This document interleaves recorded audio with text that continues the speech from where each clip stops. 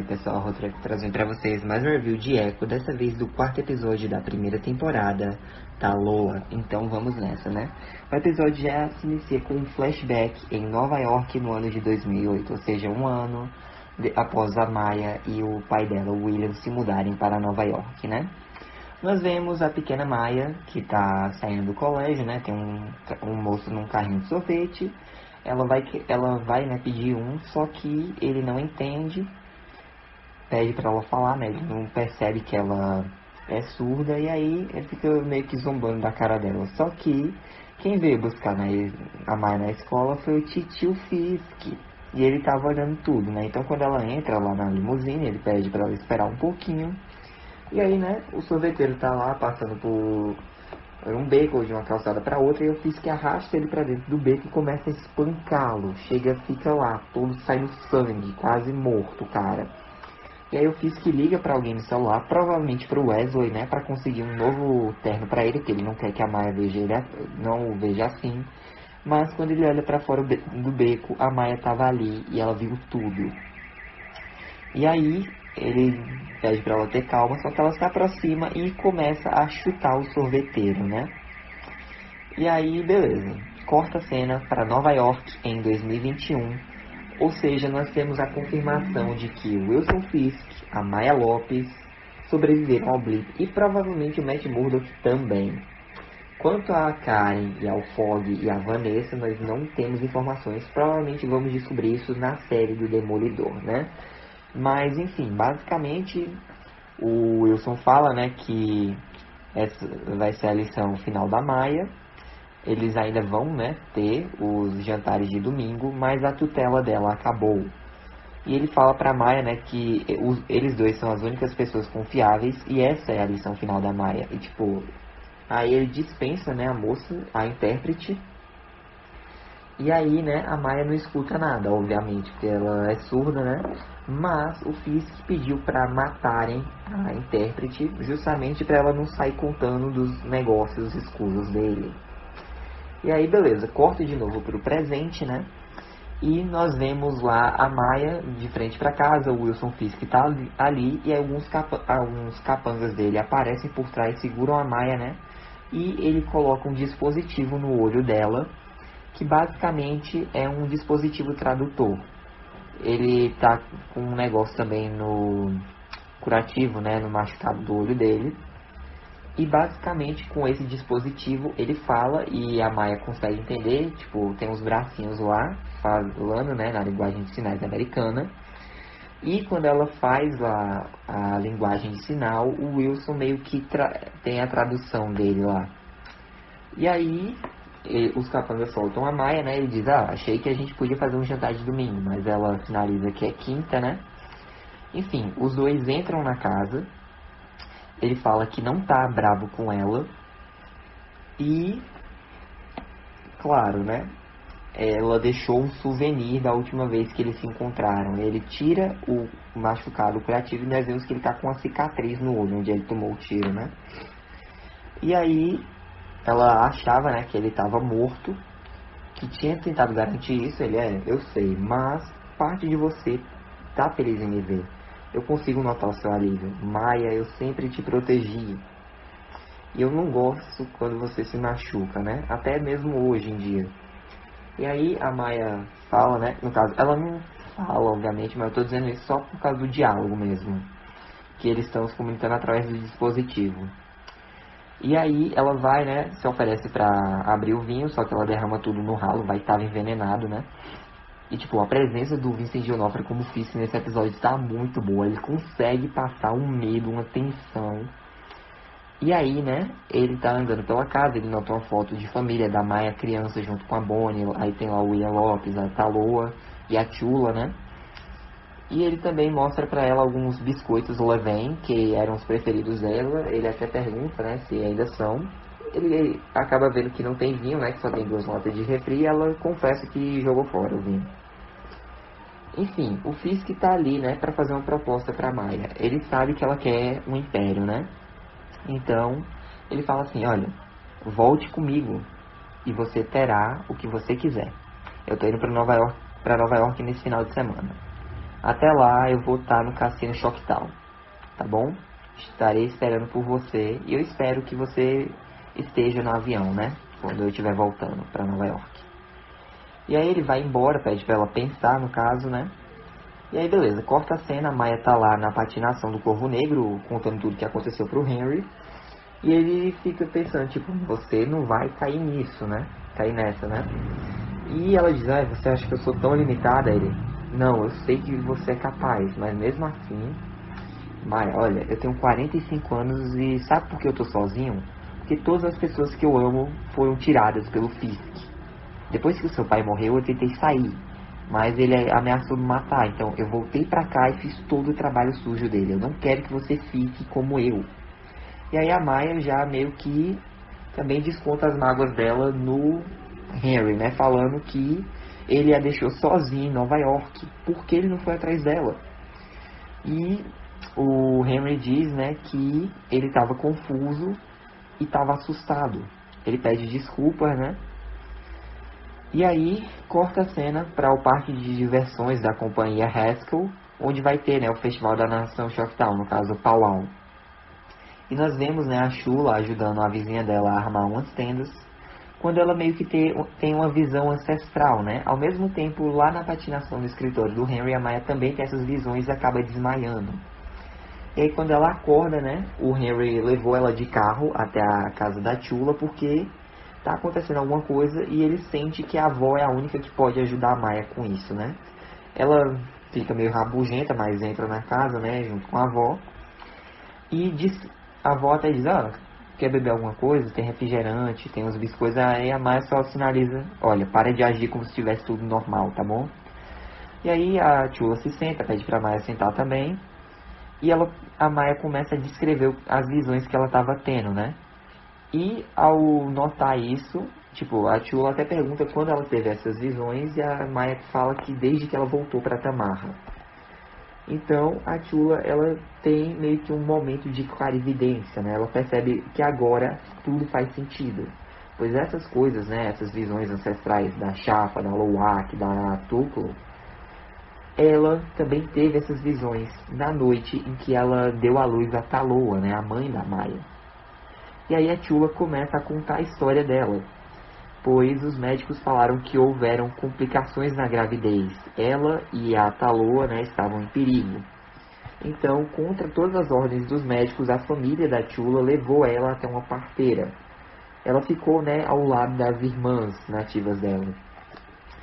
E aí, ela teve visões ancestrais da Shafa, da Lowak e da Tuklo. E aí meio que ela percebeu que as ancestrais sempre estavam com ela. E as ancestrais sabiam quando eram realmente necessárias. Aquela noite, né, foi uma provação de vida ou morte, tanto para ela quanto para a Taloa. Mas a Taloa superou isso, né, e conseguiu nascer. E aí, quando ela veio ao mundo, ela aliviou a dor dos outros. A mãe da Maya tinha um dom, ela era uma curandeira, né? E aí a Shula fala que existe uma conexão única entre mãe e filho, uma conexão inquebrável. E quando a Taloa morreu, o coração da Shula se partiu, né? E aí a Maya já também bota as mágoas dela pra fora, dizendo que a avó renegou ela. Ela, não, eu não reneguei você, eu reneguei o seu pai. Eu tava com raiva. E aí a Maya responde, né, que ela cresceu ouvindo do pai como a avó tinha destruído essa família, né? Como ela não queria nada com eles. E a Chula admite, né, que ela não podia suportar estar perto da Maya, pois ela é muito parecida com a mãe. E aí ela meio que fala, né, que pensa que as gerações estão ecoando. Elas chegam até elas no momento em que mais precisam. A Maya responde, né, que ela era só uma criança, ela precisava da avó, mas não, ao invés disso a Chula escolheu a si mesma. E aí a Maya sai dali irritada, né? E uma coisa que eu notei nesse episódio é que, tipo, beleza, até o terceiro episódio a gente pensou, ok, teve um acidente, né? A Maya foi pra Nova York com o pai. E, tipo, depois de todos esses anos, mesmo após a morte do William, ela continuou lá com o Fisk e com o pessoal da gangue do agasalho, com o Kazi. Ela nunca voltou, né? Então é como se ela tivesse abandonando essa família dela em Tamarra. Mas aí nós vemos que não era só ela que estava errada, entre aspas, na situação, pois a família dela também. O Henry não foi atrás dela, então foi como se ele tivesse abandonado, deixado ela na mão. A Chula mesmo, no passado, também nunca procurou ela. A única familiar que realmente procurou saber da Maya foi a Bonnie, a prima dela. E a Maya, mesmo assim, ignorou ela por todos esses anos. Então, nós vemos o quão quebrada essa família ficou graças à morte da Taloa, né? Como cada um lidou de uma forma diferente. Tipo, a morte da Taloa e depois a do William, né? A morte da Taloa meio que dividiu a família. A Maya e o William foram para Nova York, enquanto a Chula meio que isolou todo mundo lá em Tamarra. E aí, depois de anos, o William morreu. O Henry até tentou pular fora, mas não conseguiu. Mas ele também não estava ali para Maya. Enfim, casos de família versão Marvel, basicamente, né? Se bem que a gente já teve várias outras produções, Guardiões da Galáxia mesmo, mas enfim, eu gostei que a maturidade dessa série não ficou só em violência, essas coisas, foi algo mais profundo, mais emocional. Eu curti essa vibe, essa parada, né? Mas vamos voltar pro episódio. A Chula, ela vai até um quarto dos fundos na casa dela, né? E, tipo, tem um traje, uma roupa, um vestido que ela estava trabalhando que tem uma pegada mais ancestral, né? Enquanto isso, fica uma música de fundo e nós vemos alguns personagens. Por exemplo, a Bonnie está na casa dela, lavando a louça e refletindo. O Biscuits foi até o ferro velho procurar alguma coisa para ajeitar a caminhonete. O Henry está lá na patinação, limpando as coisas. A própria Chula, né, tá em casa terminando essa roupa ancestral.